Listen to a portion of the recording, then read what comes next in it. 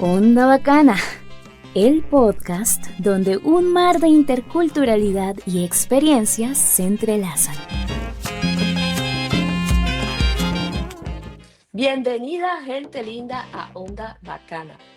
Hoy les tengo a un colombiano establecido en Erlangen, con una larga trayectoria en la vida política y social de la ciudad, enfocado especialmente en temas de migración, integración y convivencia intercultural. Ha servido en el Consejo Municipal, participa en múltiples comités y se define como un promotor del diálogo entre culturas y la igualdad de derechos.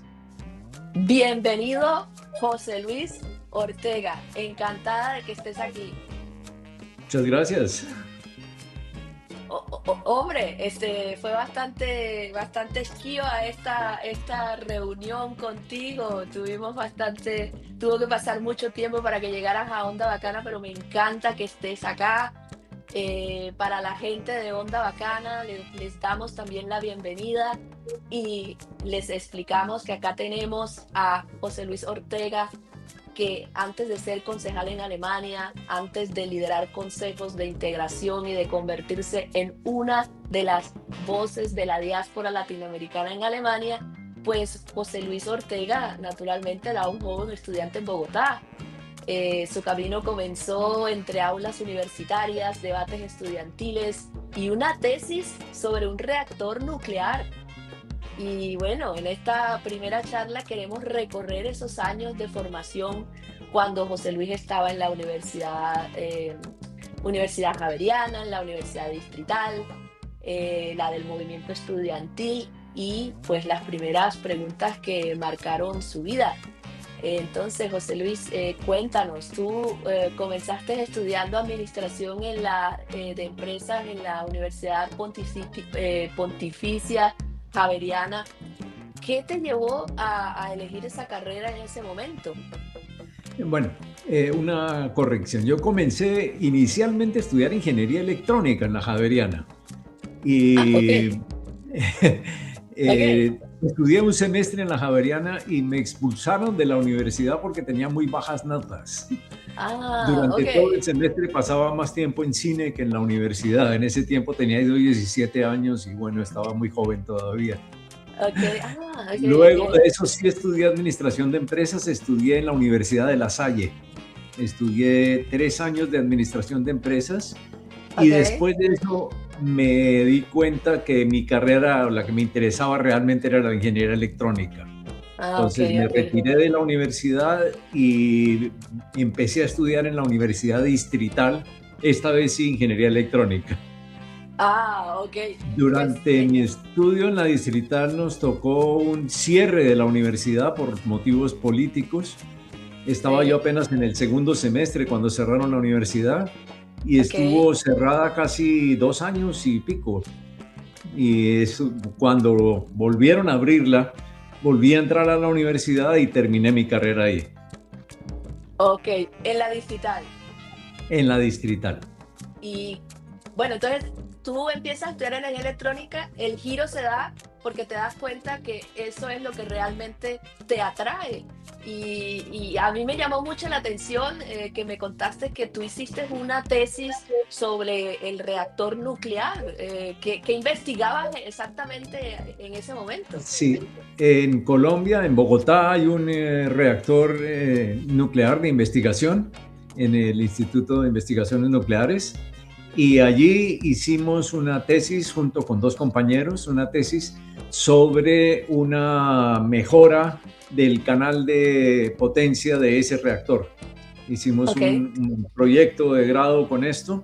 El director de grado trabajaba en ese instituto y entonces pues estuvimos trabajando en ese tema.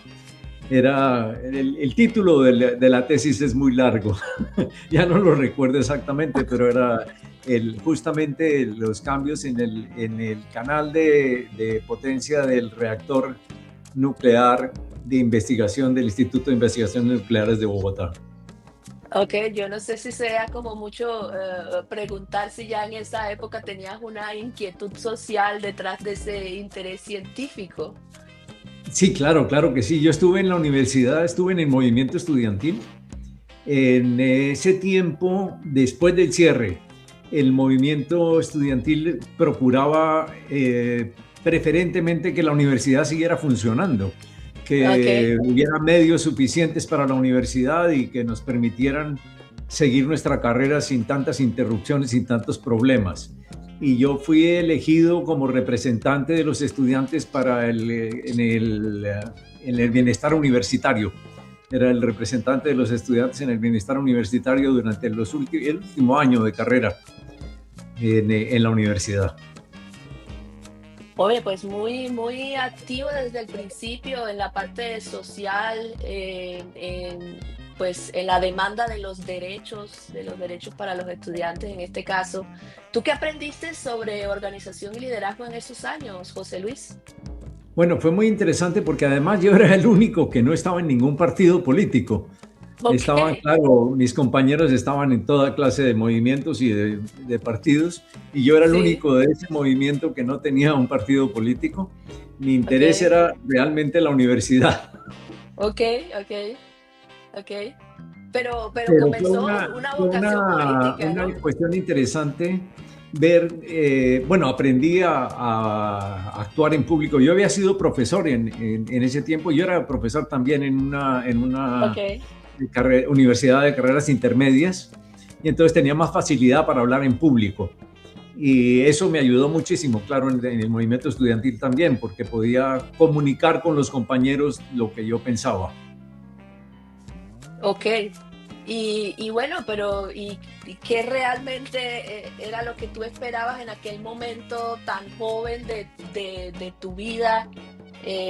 Pues la situación política en Colombia, yo no sé si había una influencia en ti o tú estabas muy alejado de eso. Bueno, fue una época además muy difícil en Colombia, porque era la época de Julio César Turbay Ayala como Y cuéntanos presidente. en los años, cuéntanos en qué año estábamos. Yo terminé en el año 85, Sí, y para que te hagas una idea, yo entré a la universidad en el 77, y con todos los cierres y todas las cosas hubo una demora muy grande hasta que me pude graduar. Y yo no perdí ningún semestre, pero indudablemente fue muy, muy largo el tiempo por los cierres. sí. Y nuestro interés básicamente era poder estudiar, poder continuar, y especialmente la corrupción que hacía que en la universidad no funcionaran las cosas, lo estábamos combatiendo. Eh, una de las cosas, por ejemplo, el bienestar universitario, no había una mensa, no había un sitio donde pudiéramos ir a comer. Teníamos que ir a comer a la Universidad Nacional, porque la distrital no tenía esos servicios. En ese tiempo también las sedes de la universidad estaban distribuidas en toda la ciudad. Nos tocaba viajar en bus cada vez para ir a una clase, eh, media hora a otro sitio para poder asistir a las clases, etcétera, hasta que se creó una nueva sede para la universidad que ya la unificó totalmente. Precisamente cuando me gradué estaban inaugurando la nueva sede. Ok, Y todo esto, claro, hacía que el movimiento estudiantil básicamente era más un movimiento para tratar de conservar la universidad, de mejorar la universidad y mejorar la situación de los estudiantes dentro de la universidad. Teníamos buena relación en realidad con la dirección, discutíamos muchísimo de las posibilidades que había, y bueno, la exigencia, claro, de que el presupuesto de la universidad mejorara. ok, ok. Pero, ¿cómo has nombrado algo especial? Tú has dicho que había una buena relación con la administración. Eso me parece muy interesante. Si vemos las cosas que han pasado, ¿no? No sé, 20 años, 30 años después, donde había mucha represión, ¿no? En Colombia hacia la juventud. ¿Cuál Sí. es tu percepción del ambiente político y social en aquella época? Bueno, en cuanto a la universidad, decía, teníamos buena relación con el rector. Por ejemplo, yo hablaba con el rector tranquilamente y me recibía Sí, cada vez que fuera necesario. pero en el ambiente político, recuerdo mi entonces novia, pues mi compañera, estudiaba en la Nacional. Y recuerdo una vez que nos paró una patrulla de policía, y en ese tiempo había una propaganda en la televisión que decía que un policía que había encontrado un niñito en el aeropuerto y que se sentía muy orgulloso al ver la familia reunida, etcétera.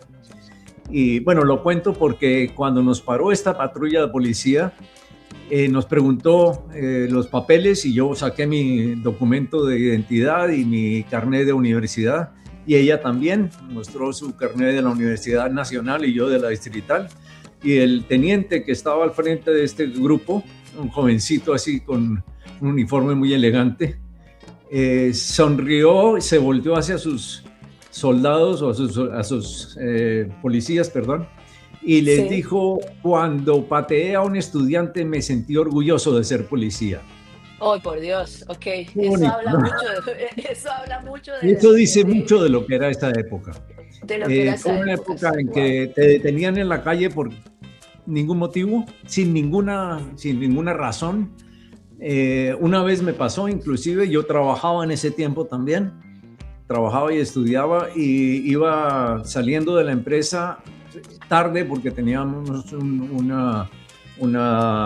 yo trabajaba en la parte de finanzas, y entonces había una revisión y teníamos un trabajo tardío. Llegué a mi casa tarde, yo vivía en el centro de Bogotá, y me paró una patrulla de policía. Ni siquiera me pidieron los papeles, sino me mandaron seguir inmediatamente y nos llevaron a un patio en la estación 100, que es muy conocida en Bogotá. Okay. Y estuvimos toda la noche en el patio, sin que nos dijeran nada, y nos dijeran por qué motivo. Habíamos, bueno, no sé cuántas personas, pero muchísimos estábamos ahí en el patio. Y al día siguiente, cuando nos soltaron, fueron recibiendo los papeles de cada uno, y los miraron, mis papeles, que estaban en orden, y me dijeron: pues bueno, ustedes son jovencitos, esto de pasar una noche aquí no es tan grave. No, pero cogimos el 3 que estábamos buscando. Era sí, en alemán se dice Willkür, es una palabra que me fascina en alemán, que esa forma de manejar las cosas es espantosa. No había ningún tipo de derechos ni respeto total del ser humano. Es represión, ¿no? Es arbitrariedad totalmente del Estado, y es muy triste que sucedan estas cosas y que sigan sucediendo, lastimosamente. Sí. Creo que ha cambiado bastante Colombia. Bueno, yo llevo ya 40 años aquí en Alemania, y tengo que decir honestamente que me he alejado de la política colombiana. Cuando llegué yo aquí, yo llegué como estudiante con la intención de hacer un doctorado aquí. Yo quería hacer un doctorado y volver a Colombia, en realidad. Te me estás adelantando a las preguntas, ¿no? Bueno, hay que decir que José Luis Ortega también tiene un programa de radio. Este señor es multifacético, es periodista también, así que bueno, si no me pongo las pilas, se toma el programa, se toma onda. Pero no, fenomenal, José Luis, porque precisamente yo quería, antes de que empieces a hablar de tu etapa en Alemania, yo quisiera saber por qué razón, qué te motivó a salir del país. ¿Tiene que ver estas cosas que nos estás contando de la situación política, o simplemente que no veías futuro en Colombia? Bueno, no era que no hubiera futuro, tenía muy buen futuro. Yo tenía la oferta de trabajar en el Instituto de Asuntos Nucleares, justamente donde había hecho mi proyecto de grado. Me ofrecieron un puesto de trabajo. En la universidad me ofrecieron el puesto de ser profesor en la universidad. Y tenía además una oferta de trabajo para trabajar en Estados Unidos con una empresa de computadoras. Pero muchas opciones. Mi entonces compañera era alemana, y entonces resolvimos venir a Alemania por probar a ver qué pasaba. Yo acababa de terminar mi grado y me vine con la intención precisamente de hacer un doctorado aquí y volver luego a Colombia, y ya volver a instalarme en Colombia. Pero vine con interés de estudiante realmente. Ok. Y para aquella época imaginabas que tu vida terminaría vinculada a la política alemana, porque eso viene más adelante, pero ¿te imaginabas eso al principio? No, no, realmente una cosa interesante, yo cuando llegué a Alemania, bueno, nuestra relación de pareja terminó en ese tiempo y yo me Ok, quedé aquí ok, y me quedé solo aquí, ¿no? Pues no tenía familia aquí ni nada. Y en ese tiempo me acogieron muy bien en la comunidad católica de estudiantes de Erlangen, la comunidad de estudiantes. Yo no era muy católico, que digamos, con mis experiencias con la Iglesia Católica en Colombia no tenía mucha felicidad de cómo era la situación, pero el que era el director de la comunidad de estudiantes católicos de aquí de Erlangen, de la Katholische Hochschulgemeinde, me habló y teníamos algunos conocidos comunes, él era jesuita, y entonces me preguntó si yo tenía interés de participar en esta comunidad. Le dije, bueno, yo lo haría únicamente si digo mi opinión tal como la tengo. Me dijo, es que eso es lo que quiero, justamente que digas cómo ves las cosas. Y me metí allí de cabeza. Estuve en la comunidad esta durante los primeros tiempos aquí en Alemania y llegué a ser, claro, ahí empecé a ser, me eligieron como representante para la junta directiva local y luego a nivel nacional estuve también participando en las actividades. Tenía un grupo de trabajo sobre la situación del llamado tercer mundo, lo llamamos ok. el grupo de un mundo en realidad, y por ese medio me metí cada vez más en la temática de la participación en Latinoamérica desde Alemania, era lo que me interesaba. Y bueno, Pues, llegué hasta, lo que digo, hasta nivel nacional. Yo estaba en el directorio nacional de los estudiantes católicos aquí en Alemania. wow, wow. Bueno, Y eso en ese significa carrera tiempo ya. conocí a un ex cura que había estado en Chile y me apoyó muchísimo. Era una persona con la que nos entendíamos muy bien. Y yo me di cuenta que en ese momento estaba actuando más con casi los contactos que tenía en el frente de Farabundo Martí y los movimientos de revolucionarios en Latinoamérica. Y Ok, yo no he sido nunca militar, ni he sido nunca amigo de las armas. Soy ni un pacifista revolucionario. convencido. Muy Y bien, ok. entonces yo no quería, pues me di cuenta que la única solución para cambiar algo en ese momento, en esa época, era coger las armas y irme para Colombia pues a pelear o de donde fuera. Y yo no soy de coger armas. Y entonces este hombre, que era un personaje que adoro, me dijo, mira, aquí también hay un tercer mundo y te puedes ocupar de esto si no quieres precisamente meterte en esta forma, y es el mundo de los extranjeros. Y Ah, entonces ok. resolvirme por ahí. Ahí te llegó la vocación, que realmente Exactamente. eso venía ya en ti un poco, ¿no? Yo siento que eso ya es parte de ti en Colombia, ¿no? Aunque, ¿no? Sí, la participación, claro. El interés político sí ha sido de toda mi vida. Fenomenal, fenomenal. Ay, José Luis, pero a mí me alegra muchísimo que hayas aceptado esta entrevista y poco a poco y conocerte un poco más y presentarte pues a la sociedad acá, que realmente eres muy conocido. Pero presentar estos detalles de tu vida me hace mucha ilusión. Yo conozco a José Luis desde hace muchísimos años. No, o sea, Cierto. yo fue una de las primeras personas que conocí en Alemania y José Luis es un referente para nosotros los latinoamericanos. Muchas gracias, José Luis, por venir a Onda Bacana. Vamos a seguir desmenuzando tu vida porque de esto se trata, que son 4 charlas que me va a dar este señor para mostrarnos distintos aspectos de su vida y de interculturalidad. Con mucho gusto. Pues nada, entonces nos vemos hasta pronto en Onda Bacana. Gracias, José Luis. Muchísimas gracias, Mónica. Si te gustó esta charla, dale like y comparte. Y si deseas recibir la notificación, abona el canal de Onda Bacana en YouTube. Hasta la próxima, aquí en Onda Bacana.